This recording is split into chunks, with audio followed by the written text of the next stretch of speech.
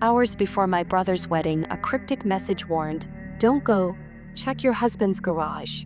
I thought it was a joke, until I opened the door. Then I froze. Everything was supposed to be perfect today. My brother Patrick was finally marrying Shannon, his college sweetheart, and I'd spend months helping plan every detail of their dream wedding. I'd covered part of the catering costs when money got tight, addressed invitations until my hand cramped, and chosen the perfect navy dress that would photograph beautifully without upstaging the bride.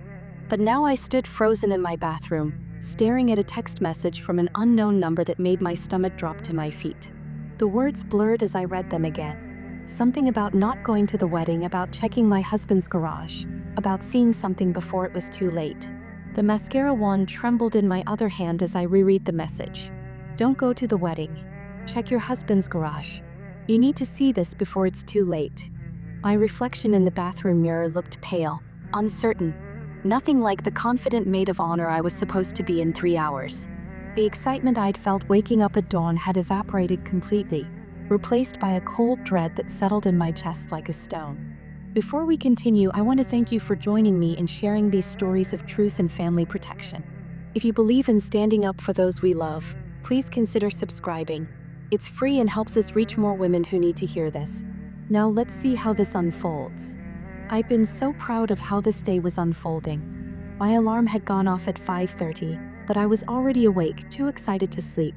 Patrick was my baby brother, 2 years younger, and watching him find happiness with Shannon had filled me with a joy I hadn't experienced in years. Their relationship had been a steady, comfortable love story. College sweethearts who supported each other through graduation, job searches, and the inevitable growing pains of young adulthood. Shannon brought out the best in Patrick. She encouraged his dream of starting his own landscaping business, helped him organize his finances, and most importantly, made him laugh in a way I hadn't seen since we were kids. When he proposed last Christmas, down on one knee in our parents' living room with the whole family watching, Shannon's tearful yes had been the highlight of our year. The wedding planning had become my project as much as theirs. Shannon's own family lived across the country, and her mother's health issues meant she couldn't travel for the ceremony. I'd stepped in eagerly, thrilled to help create the perfect day for them. We'd spent countless Saturday afternoons touring venues, tasting cake samples, and debating flower arrangements. When Patrick mentioned their budget was getting tight after unexpected car repairs, I'd quietly covered the difference for the upgraded catering package without making it seem like charity. Every detail had been carefully planned.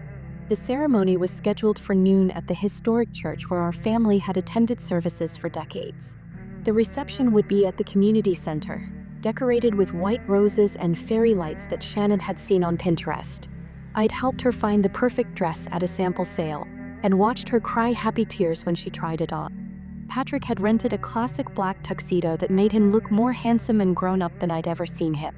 But now, staring at this message, all those months of careful planning felt fragile and threatened. My phone buzzed again and I nearly dropped it. This time it was my mother.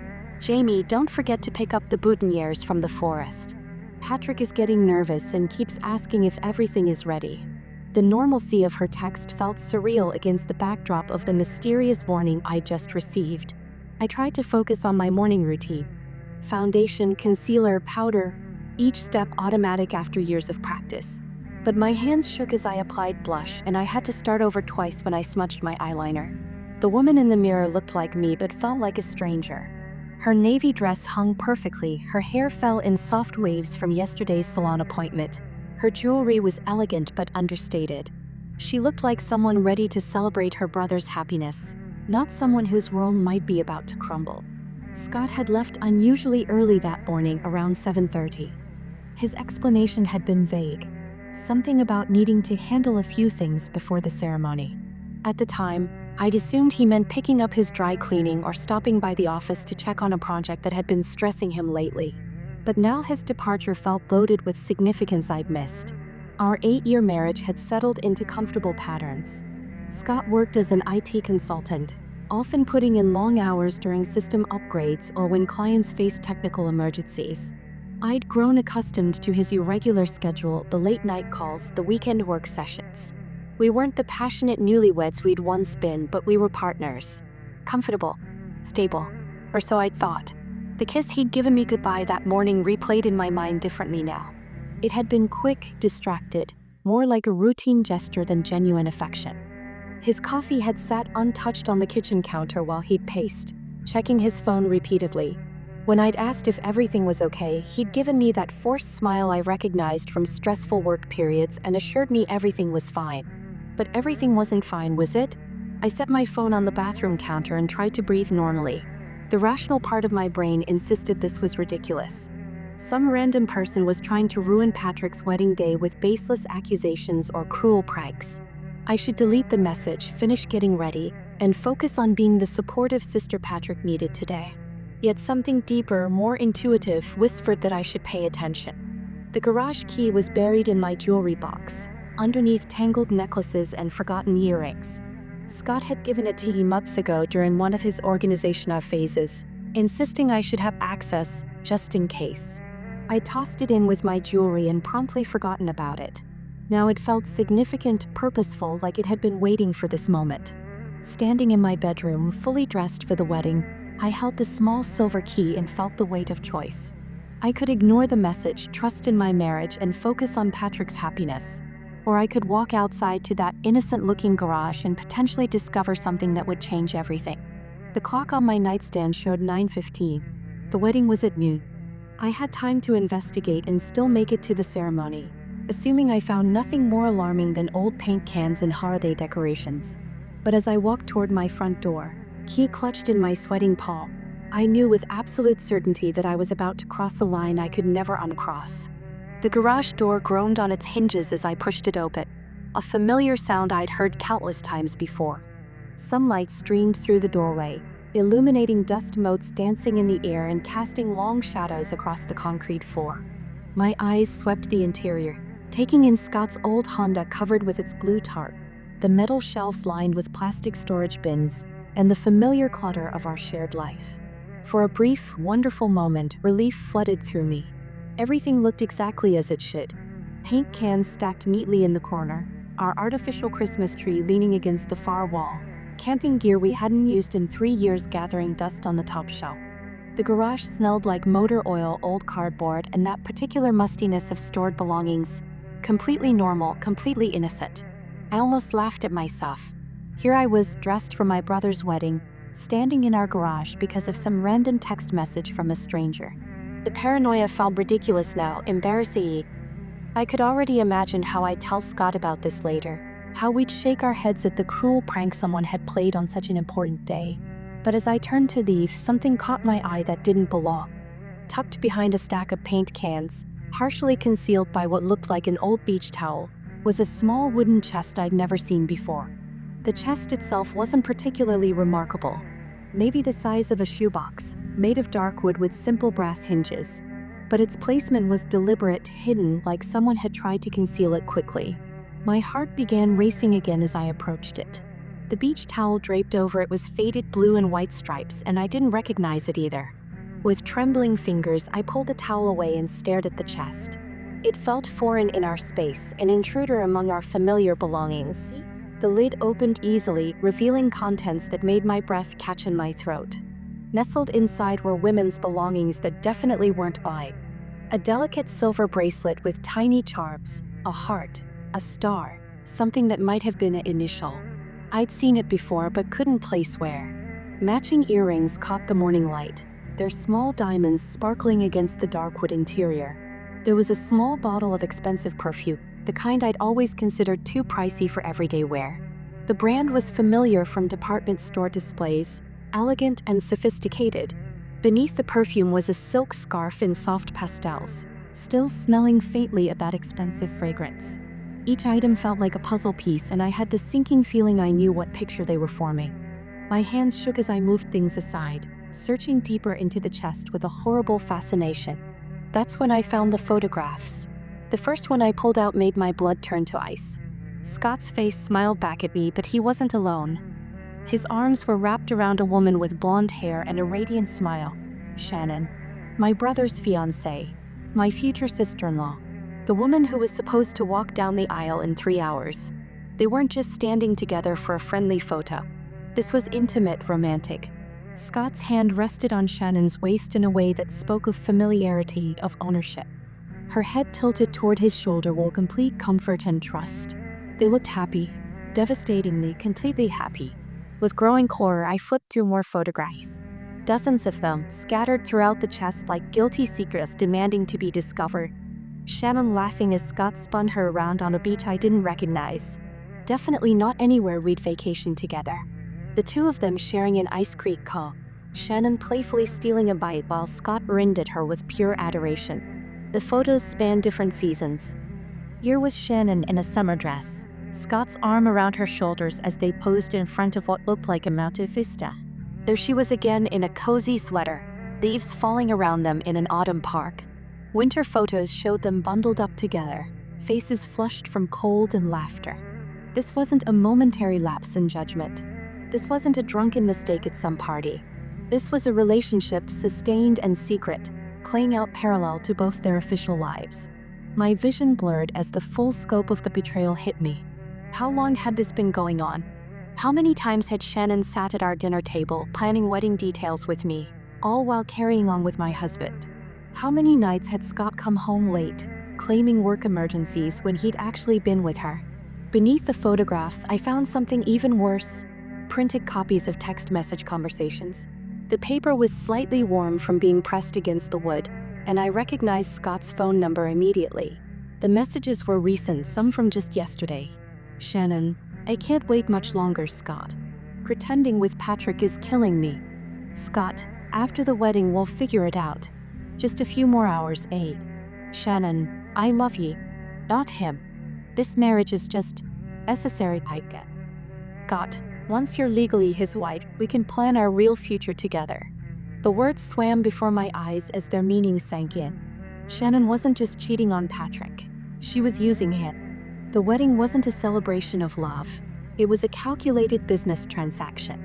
Marriage for security, for legal benefits, for whatever advantage she could gain, while she planned to continue her real relationship with Scott immediately afterward. More messages revealed the depth of their planning. Scott, the reception ends at 5. I can pick you up at 7 from your apartment. Shannon, what about Jamie? Won't she expect you home? Scott, I'll tell her I'm helping clean up the venue. She trusts me completely. Shannon, this is so much harder than I thought it would be. Patrick keeps talking about our honeymoon plans. Scott, 2 more days and we can stop pretending. They're stronger than you know.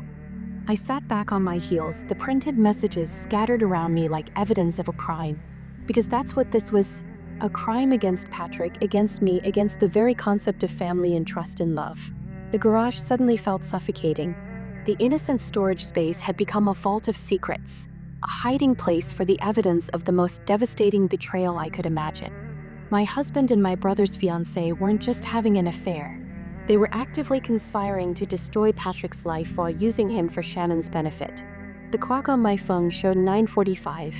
In 2 hours and 15 minutes, Patrick would be standing at the altar, believing he was about to marry the woman of his dreams. Instead, he'd be signing up for a life built on lies, manipulation, and calculation. I carefully gathered the photographs and messages, my hands moving with surprising steadiness despite the chaos in my mind. Someone had sent me that warning text for a reason. Someone wanted me to find this evidence, to know the truth before it was too late. And now I had to decide what to do with it. My first instinct was to storm out of that garage, drag straight to the wedding boy, and drag Shannon away from the altar in front of everyone. I wanted to scream, to expose her publicly, to watch her perfect facade crumble before our entire family and all the guests who traveled to witness what they thought was a love story. The rage burning in my chest demanded immediate action, swift justice for the cruelty she was about to inflict on Patrick. But as I knelt there among the scattered evidence of their betrayal, something shifted inside. The white-hot fury transformed into something colder, more calculating. A voice in my head, maybe my mother's, maybe my own survival instinct, whispered that acting rashly would be exactly what Scott and Shannon could use against her. I could already hear their denials. Jamie's always been jealous of our happiness. She's unstable, trying to ruin the wedding out of spite.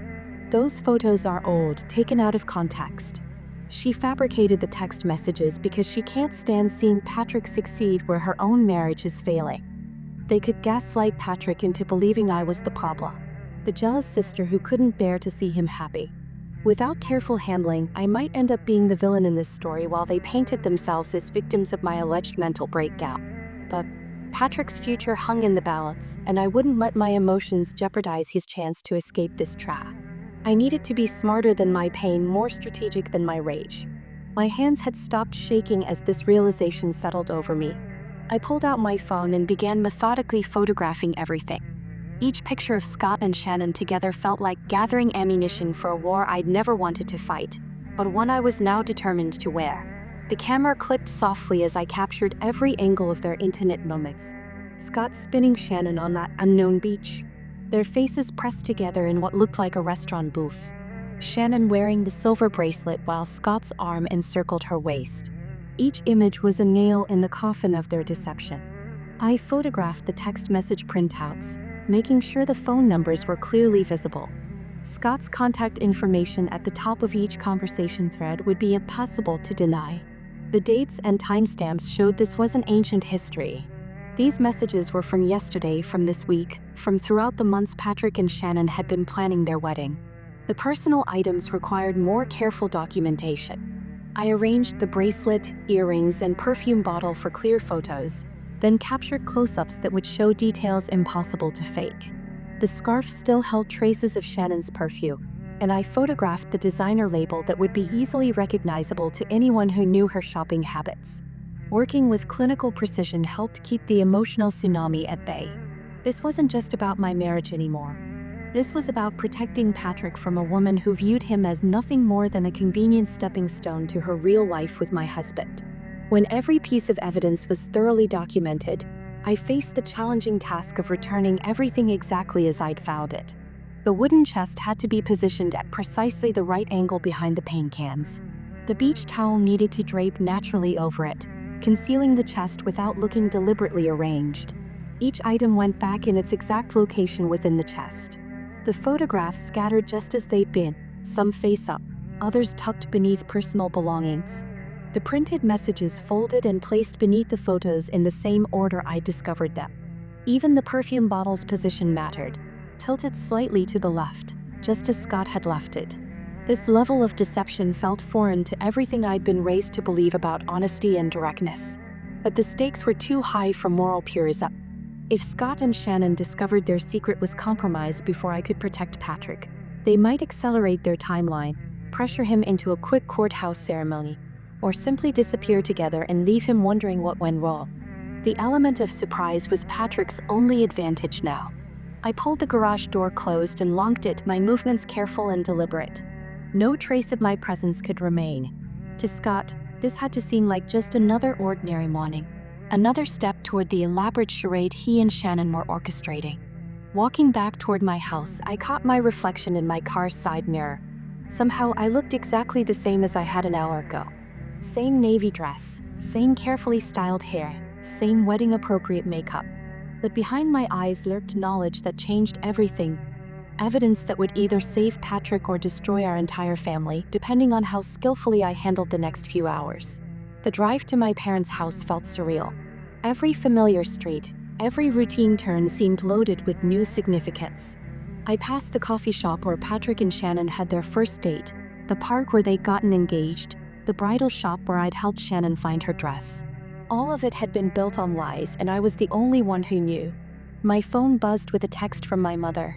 "Patrick's getting nervous. Can you come early to help calm him down?" The irony was devastating.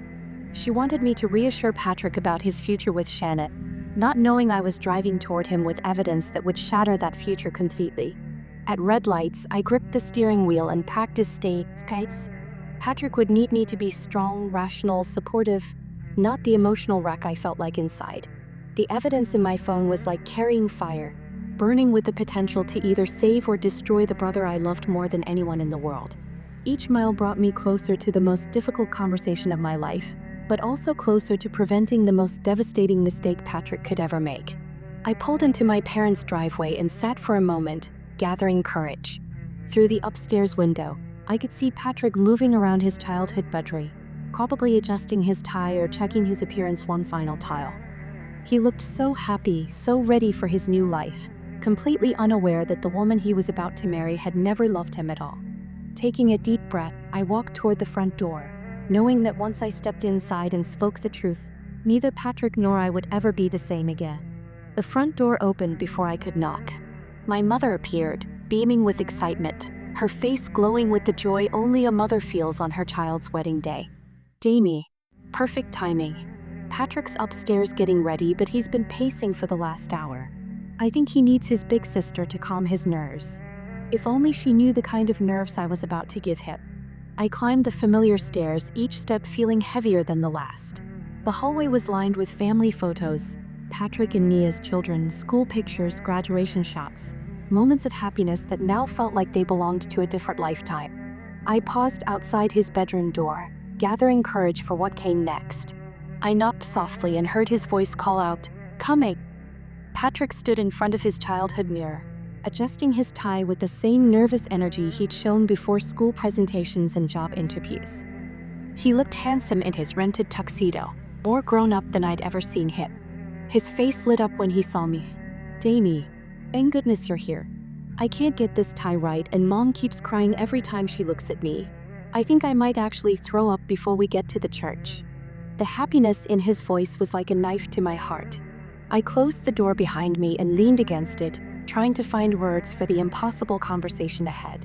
"Patrick," I said quietly, "I need to show you something, and I need you to sit down." Something in my tone made his smile fade. "What's wrong? You look like someone died." In a way, someone had. The Patrick who trusted completely, who believed in fairy tale endings, who thought he'd found his soulmate. That version of my brother was about to disappear forever. "I need you to stay calm," I said, pulling out my phone. "What I'm about to show you is going to be devastating, but I need you to see it before you walk down that aisle." His face went pale. "Jamie, you're scaring me." I held out my phone, displaying the first photograph I'd taken in the garage. Scott and Shannon embracing on that unknown beach, looking blissfully happy together. Patrick stared at the screen for what felt like an eternity. I watched his face cycle through confusion, his brain trying to make sense of what he was seeing. Then disbelief, as if this couldn't possibly be real. Recognition came next as the reality of the image sank in. Finally, devastating comprehension settled over his features like a shadow. "What is this?" he whispered. "I found it in Scott's garage this morning. Someone sent me a message telling me to look." I swiped to the next photo, then the next. "There are dozens of them, Patrick." His hands began to shake as he took the phone from me, scrolling through image after image of the woman he loved with my husband. I watched my brother's world crumble in real time, each photograph destroying another piece of his trust, his future, his faith in love itself. "How long?" The words barely escaped his throat. "Months, maybe longer." The photos spanned different seasons. I sat beside him on his childhood bed, the same spot where I'd comforted him through nightmares and heartbreaks years ago. "Patrick, there's more." Text messages. I showed him the printed conversations, watching him read Shannon's words about pretending with him, about the marriage being necessary, about planning her real future with Scott. Each message was another blow, and I could see him physically recoiling from the screen. "She never loved me," he said, his voice hollow. "This whole time she was just using me." "I'm sorry," I whispered. "I'm so sorry." He was quiet for a long time, reading through the messages again, studying the photos with the desperate attention of someone hoping to find evidence that this was all a mistake. That there was no ambiguity in Scott and Shannon's happiness together, no way to misinterpret their intimate conversations about deceiving him. Finally, he looked up at me. "What do we do?" The question surprised me. I'd expected him to fall apart, to rage or cry or refuse to believe the evidence. Instead, Patrick was asking for strategy. The hurt was there. I could see it in his eyes. But underneath was something harder, more determined. "We have options," I said carefully. "We could confront them privately, cancel the wedding quietly, tell the guests there was an emergency. Or we could let them face the consequences publicly. Let everyone see who Shannon really is." Patrick was quiet, processing. "All those people came here for us, for what they thought was our love story. My college friends drove 8 hours. Shannon's aunt flew in from California. I know, but they also deserve to know they're not witnessing a real wedding. They're watching someone manipulate and use you. He stood up and walked to his window, looking out at the street where he'd learned to ride a bike, where we played as children. She was going to go through with it, he said. Actually marry me, knowing she was planning to continue with Scott. The messages suggest they were going to figure out how to be together after the wedding. You would have been her legal husband while she lived her real life with him. Using me for what? Honey, status, health insurance. Does it matter? The point is, she was willing to destroy your life for her convenience. Patrick turned back to me and I saw something in his expression I'd never seen before. A cold anger that made him look older, harder. She deserves to face this publicly, in front of everyone who thinks she's so perfect. Are you sure? Once we do this, there's no taking it back. She made her choice when she decided to betray me, when she decided to use me. He straightened his shoulders. How do we do it? We spent the next 40 minutes planning every detail. Patrick would handle the moment at the altar when the officiant asked for objections. I would stay in the front row, ready to provide evidence if Shannon tried to deny or deflect. We discussed how to tell our parents, how to handle the inevitable questions from guests, how to minimize the damage to innocent people caught in the aftermath. What about Scott? Patrick asked. He'll probably show up when Shannon calls him in a panic. I'll handle him. This is going to destroy both our marriages. Our marriage was already destroyed, I said.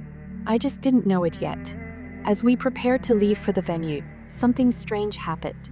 The initial shock and heartbreak began settling into a calm, focused determination. We weren't just victims anymore. We were allies, united in protecting our family from people who would use and betray us. Patrick adjusted his tie one final time, but now he wasn't preparing for a wedding. He was preparing for battle, and I had never been more proud of his strength. Ready? I asked. He nodded. Let's go end this. The drive to the church felt like traveling through a dream sequence. Patrick sat beside me in the passenger seat, unnaturally calm for someone whose life had just imploded. Our parents followed in their car, blissfully unaware that their carefully planned celebration was about to become something entirely different. You don't have to do this, I said one final time as we pulled into the church parking lot. We could still handle this privately. No, Patrick replied, his voice steady. She made this choice. She can live with the consequences. The historic stone church looked beautiful in the late morning sunlight. White ribbons fluttered from the entrance, and I could see guests streaming inside, dressed in their finest clothes and carrying cameras to capture what they thought would be joyful memories. My stomach twisted knowing what was actually about to unfold. Inside, the sanctuary was transformed. Shannon's Pinterest vision had come to life perfectly. White roses and baby's breath adorned every pew, fairy lights twinkled from the ceiling, and soft classical music played from the organ. Everything looked exactly as we'd planned during those countless Saturday afternoons, when I believed I was helping create the perfect day for two people who truly loved each other. I took my place in the front row, smoothing my navy dress and checking that my phone was easily accessible.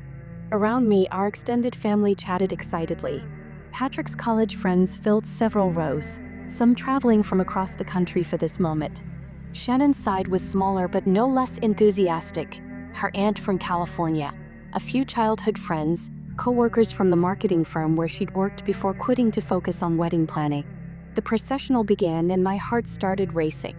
Patrick walked down the aisle with our father, looking handsome and composed. But I could see the tension in his shoulders, the way his jaw was set just slightly too tight. He caught Emma as he passed, and I nodded, a silent reminder that I must hear when we were in this together. He took his position at the altar, hands clasped behind his back, waiting.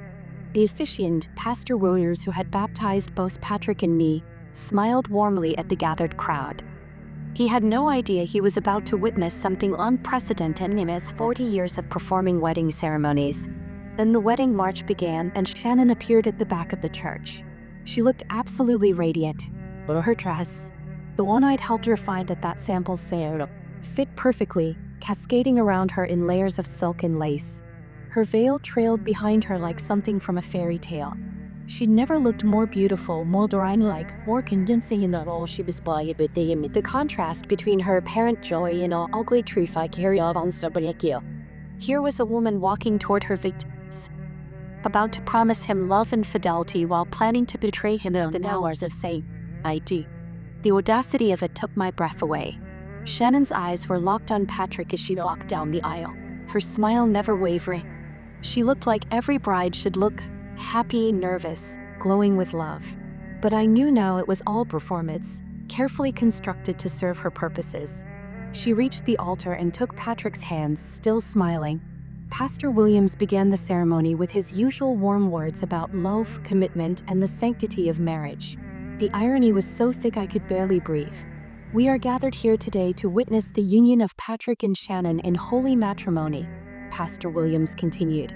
Marriage is not to be entered into lightly, but with reverence, discretion, and in accordance with the purposes for which it was instituted. Shannon squeezed Patrick's hands, probably interpreting his stillness as wedding nerves rather than the calm before a storm. The ceremony proceeded normally for several minutes.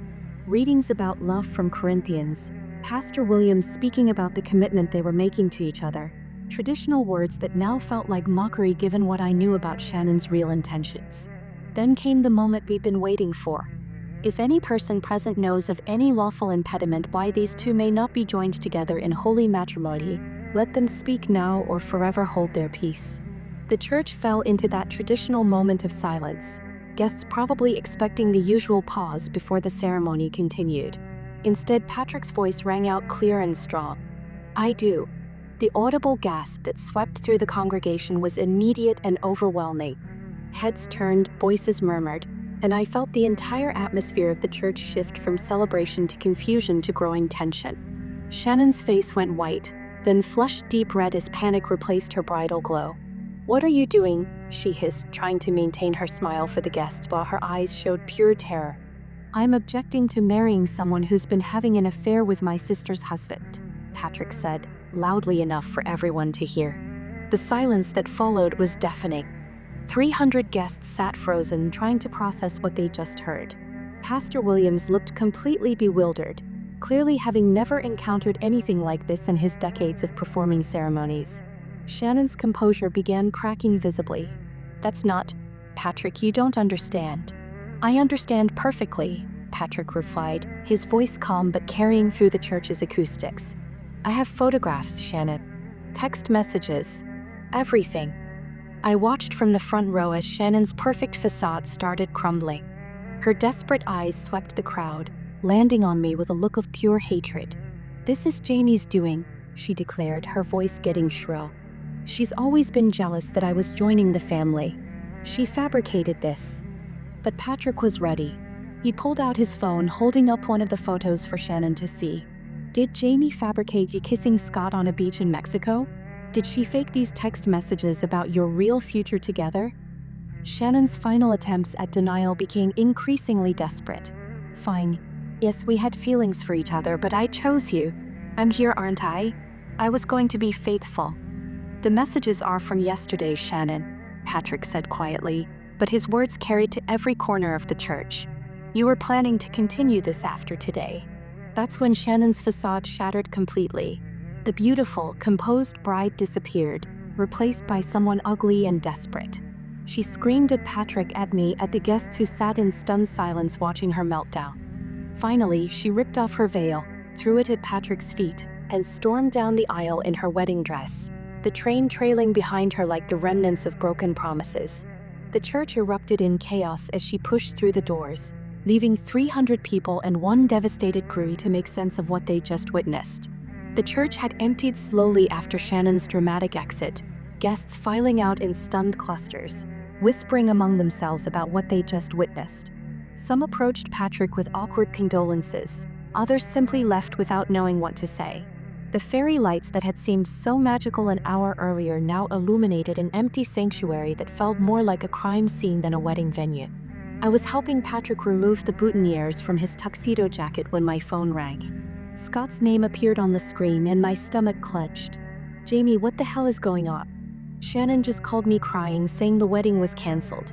She's not making any sense. I'm sure she's not, I replied calmly. Where are you? At the office, finishing up some work before the reception. What happened? The lie came so easily to him even now. "You should come to the church, Scott. We need to talk." He arrived 30 minutes later, his face pale and drawn. The moment he walked into the sanctuary and saw me standing there with Patrick, Pastor Williams, and my parents, he understood that his carefully constructed world had collapsed. "You destroyed everything," he said, his voice hollow.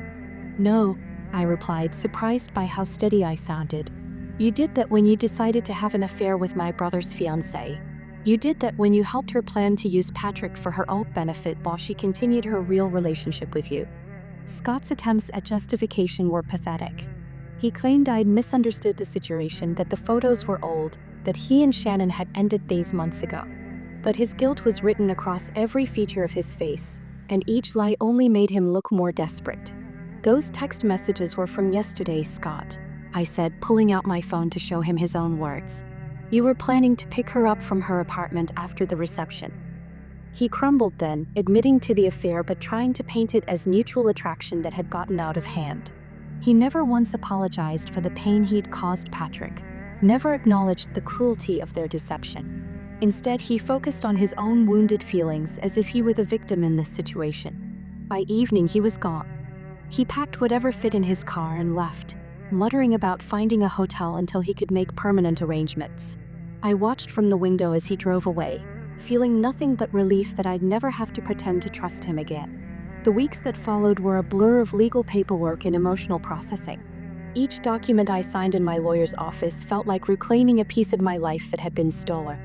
Division of assets, custody of our shared belongings, the dissolution of 8 years of marriage reduced to signatures on official forms. Patrick moved back into his childhood bedroom temporarily, and surprisingly, it helped both of us heal. We spent long evenings on our parents' porch swing, the same spot where we'd solve childhood problems and share teenage secrets.